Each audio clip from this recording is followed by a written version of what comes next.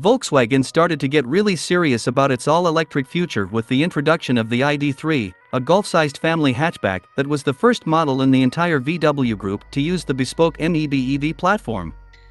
Now, less than 3 years after the VW ID.3 went on sale, the car is being treated to a series of upgrades that are extensive enough for VW to refer to it as a second-generation ID.3.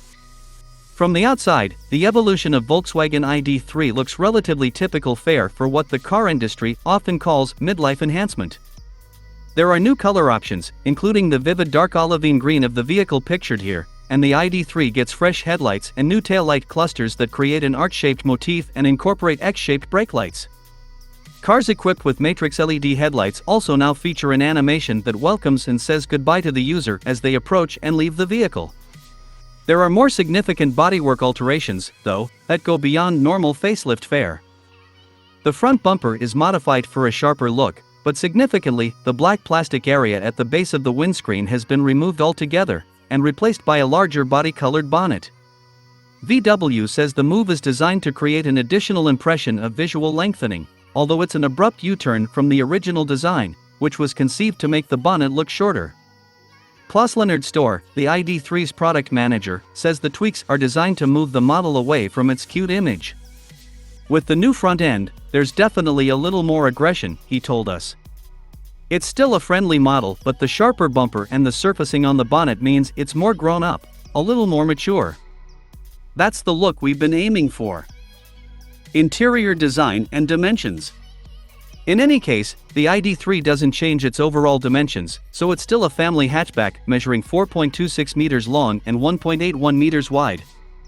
Those dimensions continue to place the model between VW's Polo and Golf in overall length, although the longer wheelbase allowed by the MEB architecture means that the interior space is actually closer to that of a Passat.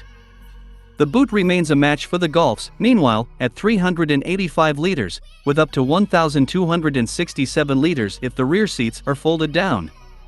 There are bigger alterations to the ID.3 recipe in the passenger cabin, where VW says it has listened directly to customer feedback.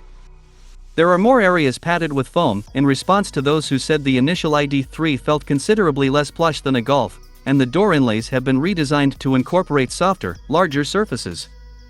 There's ambient lighting, too.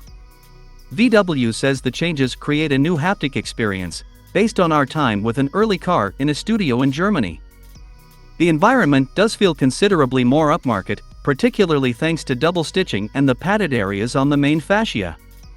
The cabin also features greater use of sustainable materials, its fabrics are completely animal-free, and the microfiber material used on the door trims and seat covers, called Artvelers Eco, is made from 71% recycled plastics. Infotainment and technology.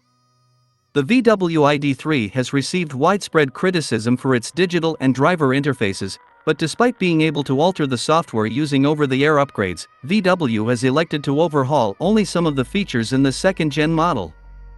The digital instrument panel remains unchanged, at 5.3 inches across, and the vehicle continues to have a rocker switch at the side of the steering wheel for gear selection.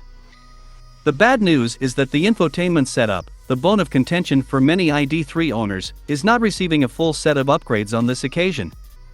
European customers will get a 12-inch central display as standard, but because the layout of the dashboard has not been changed for right-hand drive, UK buyers will be restricted to a 10-inch screen for the time being. What's more, the changes to the interface are relatively minor, with the charging controls, previously based on a submenu, moved to the top level of the home screen. The system will also support feature-on-demand technology, allowing users to add increased functionality for as short a period as 1 month. However, since UK models get features like navigation and dual-zone climate control as standard, the only potential add-on for buyers here will be an upgrade from 10 ambient light colors to 30. The setup fully supports Android Auto and Apple CarPlay but within VW's own navigation software. The route planner has been updated so it schedules charging stops more effectively on longer journeys. In some cases, for example, the system may suggest 2 short stops at points with faster charging capability instead of 1 halt at a lower-powered plug.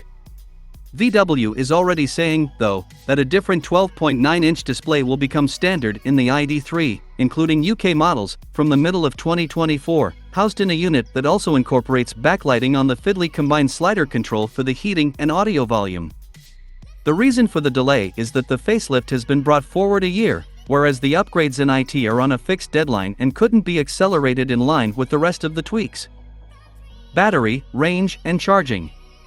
The core battery and electric motors of the ID.3 range remain unchanged. There's a choice of 58 kWh and 77 kWh capacities, with WLTP range figures of up to 265 miles and 339 miles respectively. The bigger battery figure is actually very slightly lower than the outgoing models, thanks to the plusher interior and some additional features outweighing a slightly more slippery shape. VW has also said that a third, smaller battery will be available in the future. It won't be the same 45 kWh pack that featured on earlier examples of the ID.3, but it's likely to have a similar capacity, giving a range of around 210 miles. For now at least, there's a single rear-mounted motor producing 201 brake horsepower and 310 Nm, enough, VW says, for the car to reach 62 miles per hour in 7.3 seconds in the smaller battery edition, and a top speed of 99 miles per hour. But we already know that VW is working on a higher-powered version of the car, badged ID.3 GTX. It will get more aggressive front and rear bumpers, flared side skirts and bespoke alloy wheels, to accompany increased pace. Contrary to speculation linking it to a four-wheel drive configuration, it will actually have a single rear motor with a beefier output, perhaps as much as 295 brake horsepower. The updated ID.3 will continue to be made at VW's plants in Zwickau and Dresden, but in a bid to ease supply issues that have caused limited trim-level selection and long waits over the past 18 months, additional production capacity is planned to be installed in Wolfsburg. The new ID.3 will go on sale in late spring.